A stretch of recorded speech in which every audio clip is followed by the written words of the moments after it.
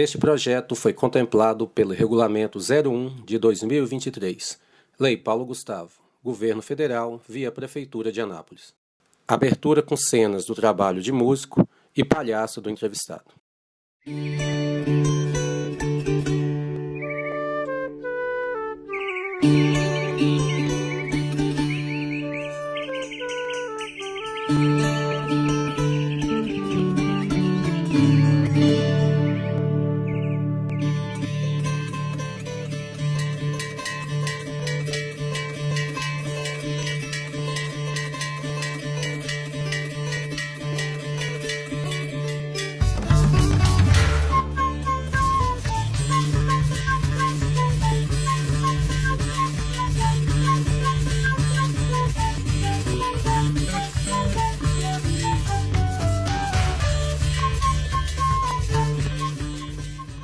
Com fundo escuro, o entrevistado, sentado, veste short e camisa colorida e tem uma mesinha ao lado com instrumentos de seu trabalho. Então, a gente teve uma infância, assim, muito carente, né? A galera na época era bem carente, assim, né? Com muita luta, né? Com muita batalha, assim, a infância da gente. Sempre morei eu e minha mãe, sempre moramos juntos. Moro até hoje, minha mãe mora comigo. Hoje em dia, a pessoa fala assim, eu quero ser palhaço. Aí, hoje tem oficinas, tem cursos. Na nossa época, quando a gente começou, não tinha isso.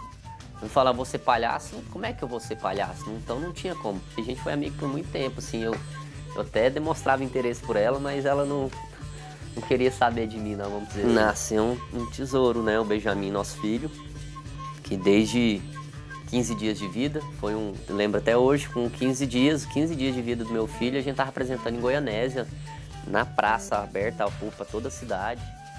E o Benjamin, meu filho, já estava no Bebê Conforto com 15 dias, foi o primeiro espetáculo dele. Eu sou o Zeque Mutamba e eu sou um artista da cidade. Meu nome de registro é José Clodoaldo, né? Mas o nome que eu escolhi para mim é Zeque Mutamba. Eu nasci aqui em Anápolis, eu sou aqui de Anápolis mesmo. Nasci em 83, estou com 40 anos, vou fazer 41 agora. No ano de 2024. Então, fui criado ali no bairro Maracanãzinho, ali, beirando ali pertinho da antiga Coreia, né? Tem várias histórias aí da cidade de Anápolis aí. Então, a gente teve uma infância, assim, muito carente, né? A galera na época era bem carente, assim, né? Com muita luta, né? Com muita batalha, assim, a infância da gente. Sempre morei eu e minha mãe. Sempre moramos juntos. Moro até hoje, minha mãe mora comigo. Comecei a trabalhar muito novo, né? Com 12 anos eu já estava trabalhando já. Bem novo a gente já tinha que trabalhar porque tinha que trabalhar, né? Não tinha outro jeito não, né? Para poder ajudar em casa, né? Já fiz de tudo, de juntar latinha, juntar ferro. Comecei office boy muito novo, trabalhar num escritório de contabilidade. Trabalhei a minha adolescência inteira, assim, dos 12 aos 16 no escritório de contabilidade. Enfim, fiz de tudo. Já fui militar nas Forças Armadas, né? Já trabalhamos na roça, já trabalhamos de servente pedreiro. Enfim, de tudo na vida a gente já fez um pouco já, né? Servi aqui na Força Aérea, aqui na base aérea de Anápolis, 4 anos, né? Servi de 2002 a 2005. Quase que virou militar. Não virou por causa da arte, né? Graças a Deus. Eu tive contato com a arte desde criança, assim, né? Principalmente com a música, né? Desde novo, assim. A música foi a primeira arte que participou da minha vida, assim, né? Eu entrei na Força Aérea porque precisava trabalhar, né? A gente entrou, não foi porque eu queria ser militar, não. Eu entrei porque precisava ajudar em casa, ajudar minha mãe. Então, fui para a base aérea para poder ter um emprego melhor, vamos dizer assim. Meu pai nunca viveu com a gente, assim, né? Meu pai sempre morou longe, mas eu tive a influência da música através do meu pai, né? Meu pai sempre foi músico também. Ainda é. Então, minha lembrança desde criança de estar em vários shows, em vários eventos. Quando eu tive a oportunidade de estar com meu pai, aí eu sempre estava com ele em algumas atividades que envolviam a música, com vários músicos. Então, eu sempre tive essa aptidão desde novo, assim, com o batuque, com a percussão, com a bateria. Então, desde criança eu tive próximo, assim, da música em primeiro lugar, né? Tony de Carvalho, vulgo Tom e Mala, lá de São Miguel do Araguaia. Era cantor e tocava violão, guitarra e era cantor. Tocava na noite, fazia temporada no Rio Araguaia, antigamente era permitido música nas políticas, né? Então fazia várias campanhas aí de 2 em 2 anos, né? Eu viajava com ele nessas campanhas políticas aí, né? Principalmente mês de julho, assim, temporada do Rio Araguaia, que aí ele fazia essa temporada toda tocando e eu acompanhava. E bem novo eu comecei a tocar com ele. Eu com 6 anos de idade eu já tocava uma timba, fazia MPB, bossa nova, música brasileira boa assim, né?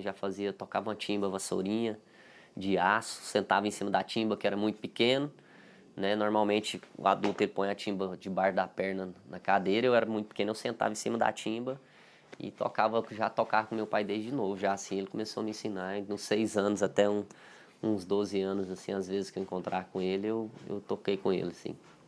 Tava saindo da base aérea, né? E foi a época que eu resolvi chutar o balde também, né? Falar, não, agora eu vou viver só da arte mesmo, assim, né?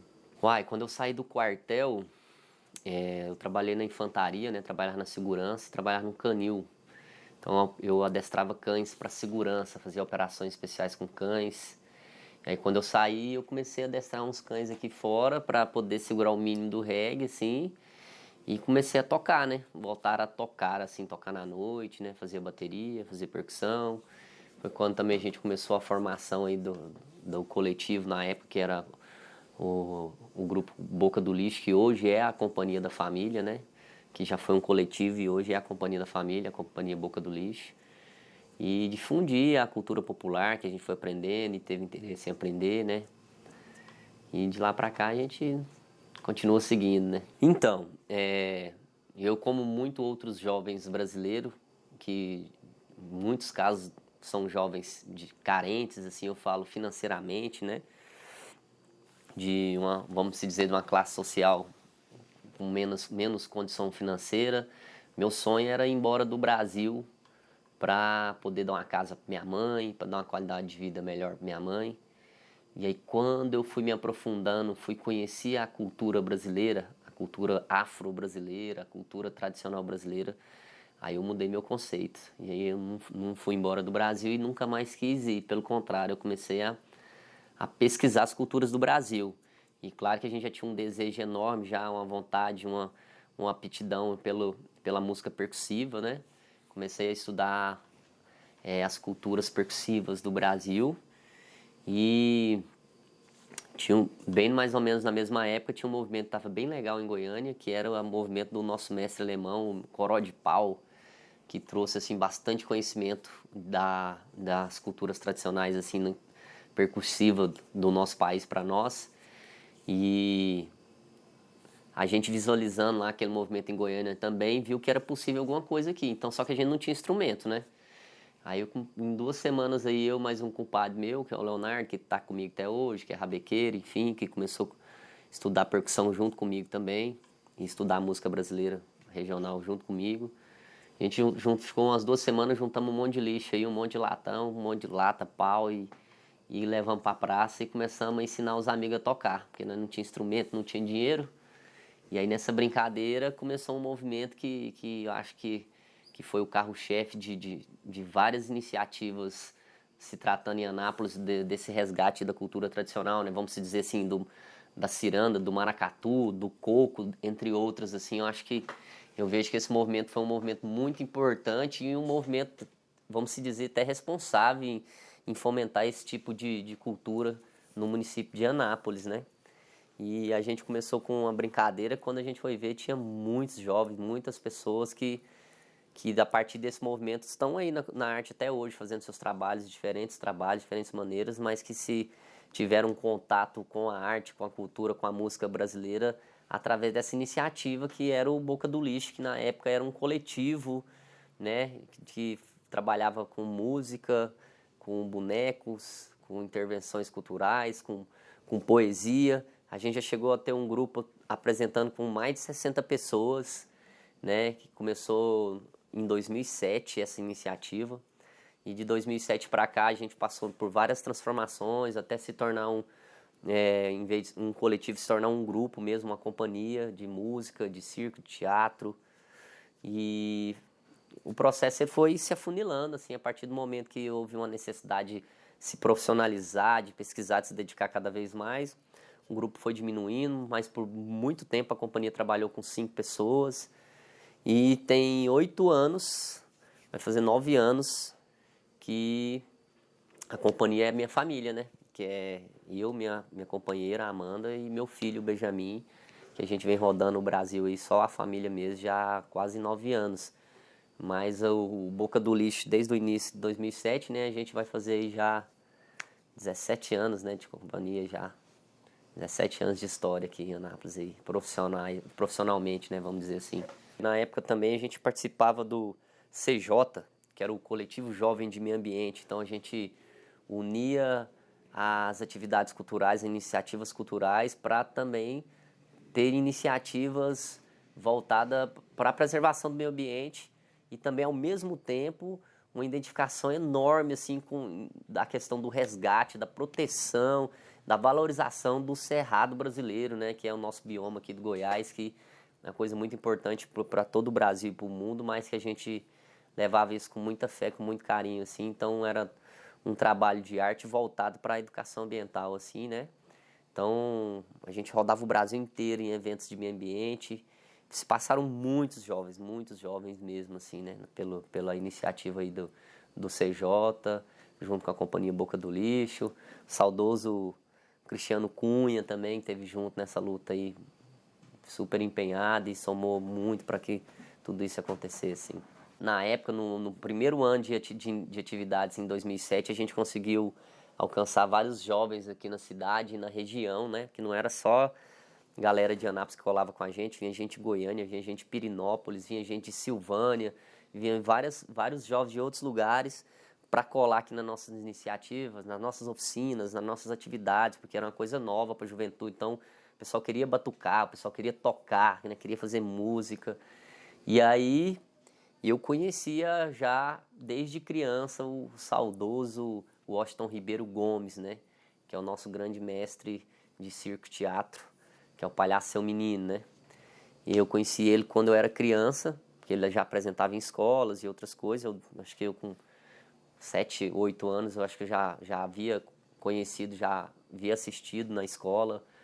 E de criança até adulto, até jovem adulto, já vinha acompanhando o trabalho do Washington, mas eu acho que quando o Washington viu que a gente estava fazendo um movimento bem interessante com jovens, acho que aí no final de 2007, começo de 2008, o Washington desenvolveu um projeto aqui no Boa Vista que chamava Escolarte, que era um pequeno projeto social, assim, a qual ele ensinava assim uma iniciação ao circo, né, vamos dizer assim, para a juventude aqui do bairro Boa Vista, que sempre foi uma região muito periférica e uma região muito perigosa na época, assim, né? Quando eu já era envolvido ali na CA, né? Até ali onde é o Centro Cultural era só um lote. A gente que limpou o lote, cercamos, enfim. E aí o Washington me convidou para dar aula de música, de percussão para criançada no projeto que acontecia aqui no Boa Vista. E eu fui e aceitei. Só que aí o mestre armou uma arapuca para mim, né? Armou uma armadilha, vamos dizer assim, né? Que ele me convidou, me ofereceu uma ajuda de custo financeira, vamos dizer que não era nem um cachê, era uma ajuda de custo mesmo. Falou, não, vamos lá, que eu vou te pagar tantos reais pra você me ajudar lá, pra você dar oficina de música pra essa criançada. E aí quando eu fui dar oficina de música pra essa criançada, foi sucesso assim no bairro, porque a gente colou nos 2 primeiros meses assim, o projeto expandiu de uma tal maneira que a criançada toda do bairro começou a vir no projeto. E aí o Osh tinha só verba para me pagar 2 meses. Me pagou 2 meses, não me contou que era só 2 meses, não. Então por isso que eu falo que ele armou uma arapuca, assim, né? E aí ele pegou e falou assim, não, faz o seguinte. E aí a minha companheira Amanda, na época ainda não era minha namorada, mas já éramos amigos e participava junto também. Pegou e falou para mim, pra Amanda, falou, não, ó, eu vou começar a botar vocês para tocar nos espetáculos de circo. Porque eu não tenho cachê do projeto social para pagar você mais, Zeke. Mas aí você continua dando aula para os meninos, que é um projeto social, gratuitamente. E os espetáculos de circo que surgir, eu vou contratar você toca nos espetáculos.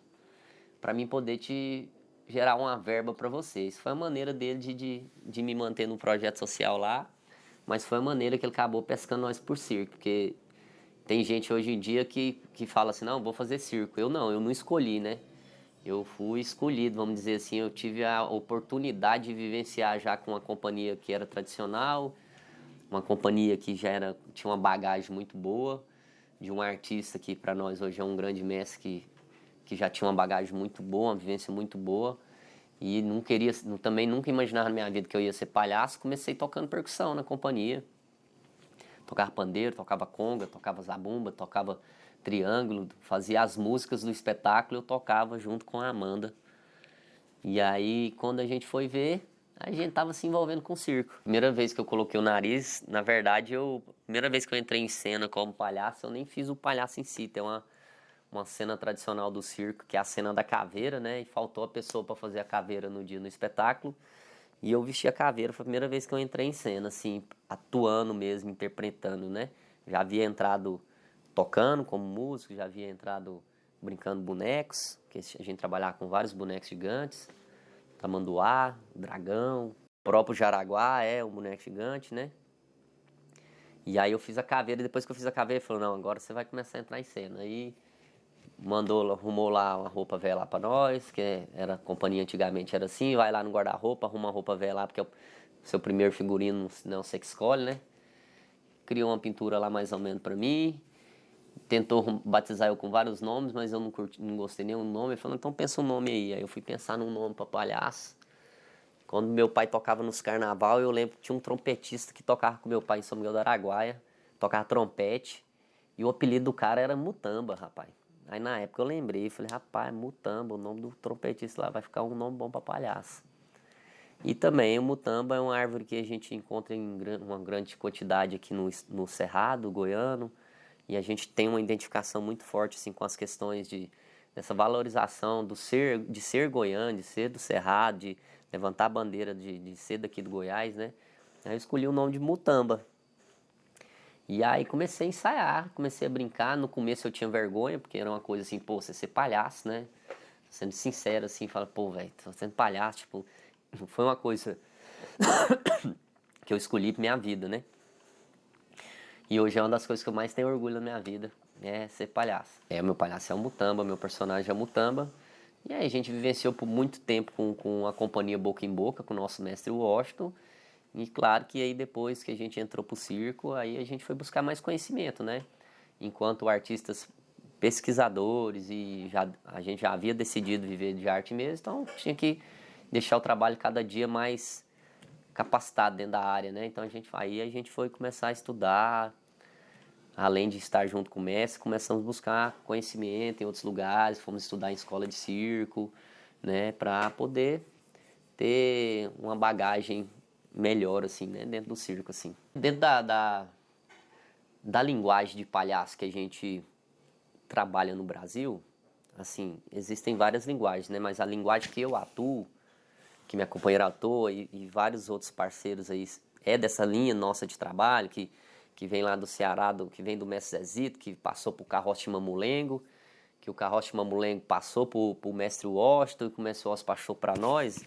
É uma palhaçaria clássica brasileira, então acaba assim, por exemplo, a Amanda Siriema, não o Antônio Aleluia, não o Antônio Azeitona, filho do Washington. Então a gente costuma às vezes ligar a pessoa ao nome do palhaço. O Evandro, quem? O Evandro Cacau. Então acabou que ficou o Zeque o Mutamba. O Zeque Mutamba, é isso. A cultura brasileira, vamos dizer assim, a gente aprende através da vivência, né? Vou citar tanto a música quanto o circo, principalmente. Hoje em dia a pessoa fala assim, eu quero ser palhaço. Aí, hoje tem oficinas, tem cursos. Na nossa época, quando a gente começou, não tinha isso. Não falava, vou ser palhaço, como é que eu vou ser palhaço? Então não tinha como. Para você aprender, dependendo da arte brasileira que você tinha que aprender, a coisa de, vamos dizer, cerca de quase 20 anos atrás, você tinha que ter a vivência. Então, assim, quando eu fui fazer uma oficina de palhaço na minha vida, eu acho que eu já tinha uns 6 anos que eu brincava palhaço. Que eu tive a oportunidade de conhecer um mestre e vivenciar com ele, com a companhia tradicional. Então, você aprende na vivência. Então até questão de termos técnicos, assim, a gente não sabia na época o que era uma trilha. Sabia porque a gente aprendia na vivência, mas a gente não sabia que existia o termo técnico, né, pedagógico, a coisa que é estudada hoje em dia, que a gente já tem um acesso maior. Então, na música é a mesma coisa, né? Hoje a gente tem o YouTube, tem o Google aí que a gente pesquisa, a gente consegue ter acesso a muitas coisas, mas quando a gente começou lá atrás, para mim aprender uma congada, eu tinha que ir lá no mestre da congada. Para mim aprender a folia de reis, eu tinha que ir lá na folia ver com o pessoal tocando. E aí, com o restante é a mesma coisa. Para mim aprender o maracatu, hoje o pessoal consegue estudar na internet, mas antes não, eu tinha que ir atrás de um mestre, ir atrás de um grupo lá para aprender. E a gente começou a ir em vários encontros. Um encontro que é muito responsável assim, em fortalecer muito essa cultura percussiva, principalmente em Goiás, no Brasil inteiro, mas é o encontro de culturas tradicionais da Chapada dos Veadeiros, que a gente já vai também há muitos anos e lá a gente aprendeu com muitos mestres, porque a gente já vai há mais de 15 anos e todo ano você tem uma troca imensa. Mas eu tive a oportunidade recentemente também, fui para Pernambuco mesmo, porque lá é um grande lar, né, um ninho assim, é uma grande potência cultural regional do Brasil, principalmente do maracatu, né, de baque virado, maracatu rural, dentre outras culturas, cavalo marinho, toda essa cultura brasileira que a gente ama tanto e valoriza tanto, né, e que muitas pessoas atrás e nossos ancestrais pagam um preço muito enorme para a gente estar tocando hoje, porque o tambor ele é uma resistência, né? Tocar tambor, até aqui em Anápolis mesmo, eu que sou mais jovem, vamos dizer assim, a gente já foi marginalizado, não só a gente, imagina os nossos ancestrais, né? Tudo que eles passaram para a gente poder estar tocando tambor hoje em dia.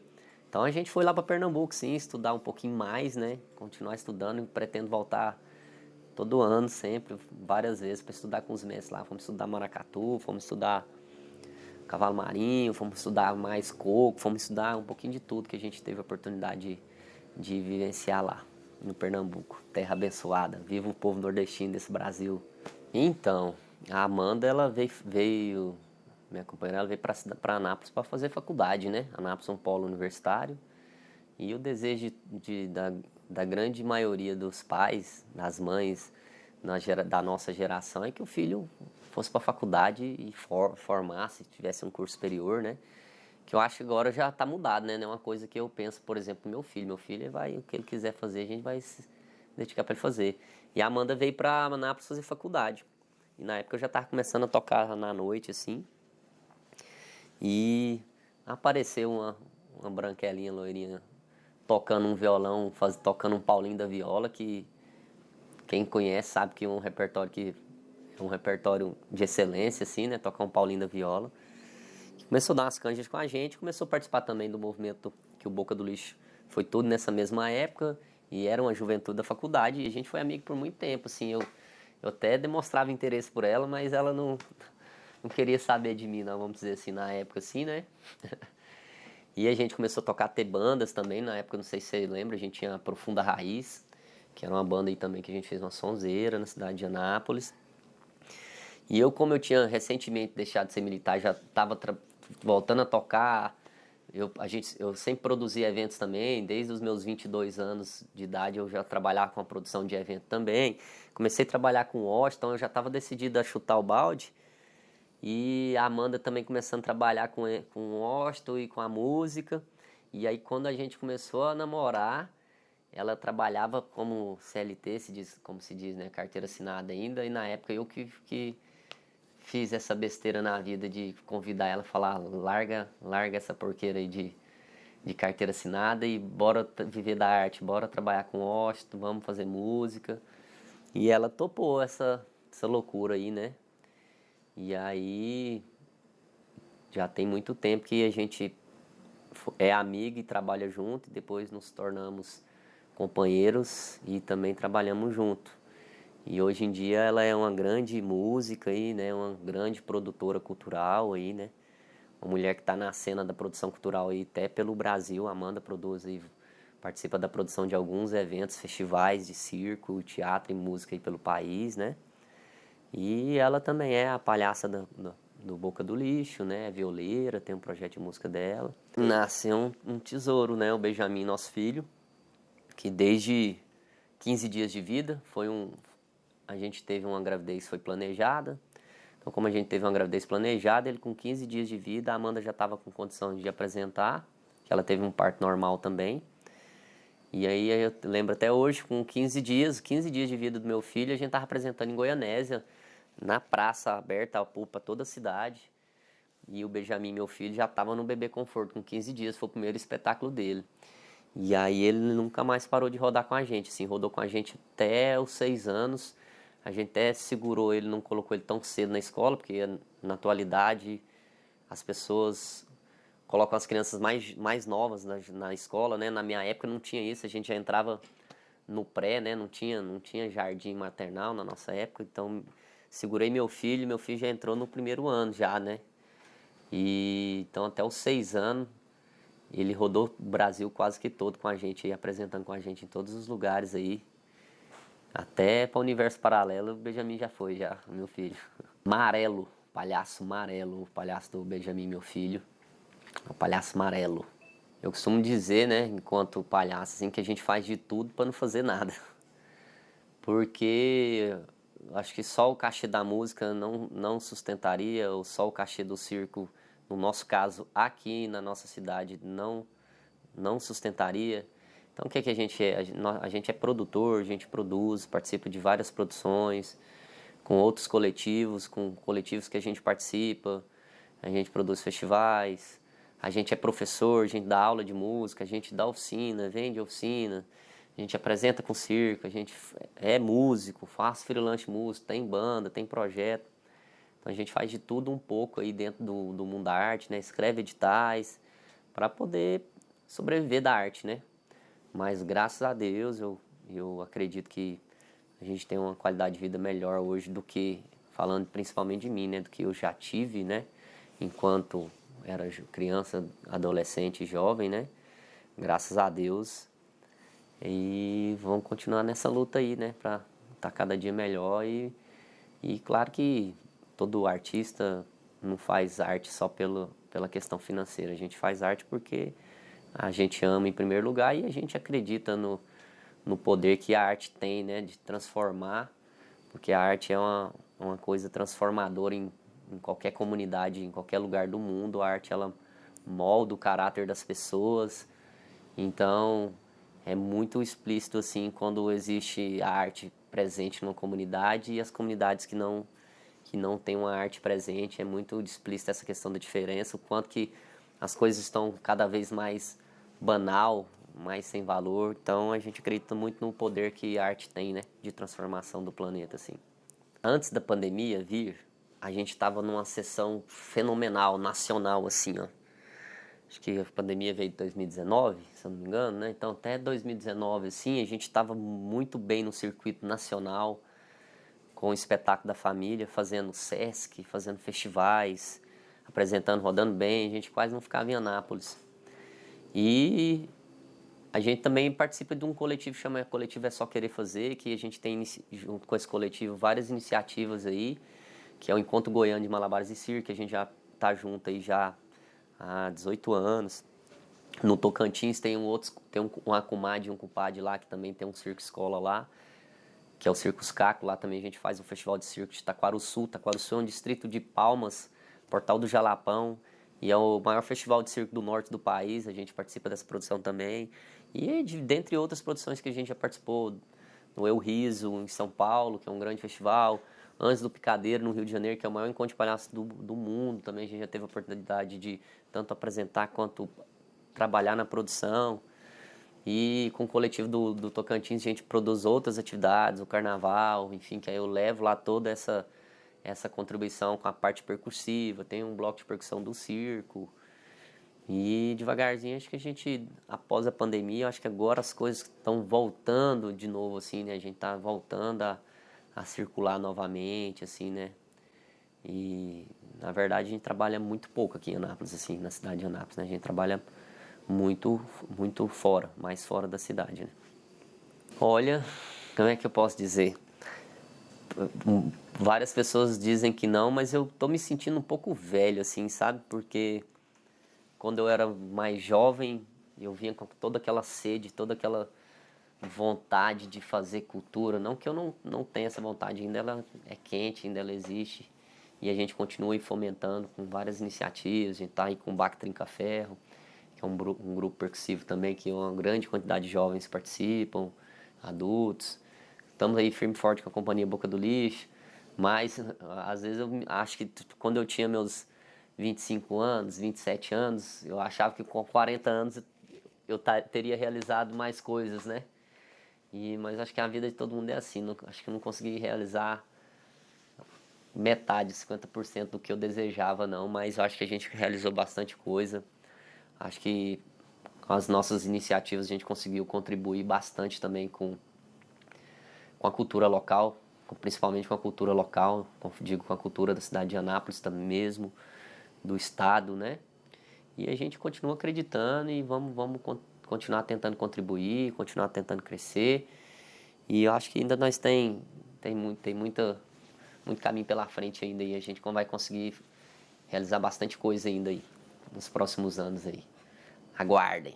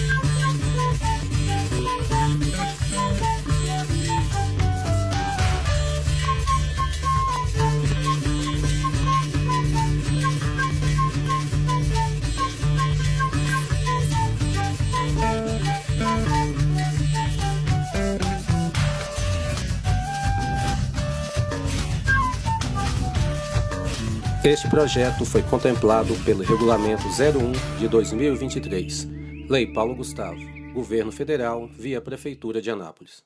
Realização: Mistura Caipira Produções e Vídeo Memória.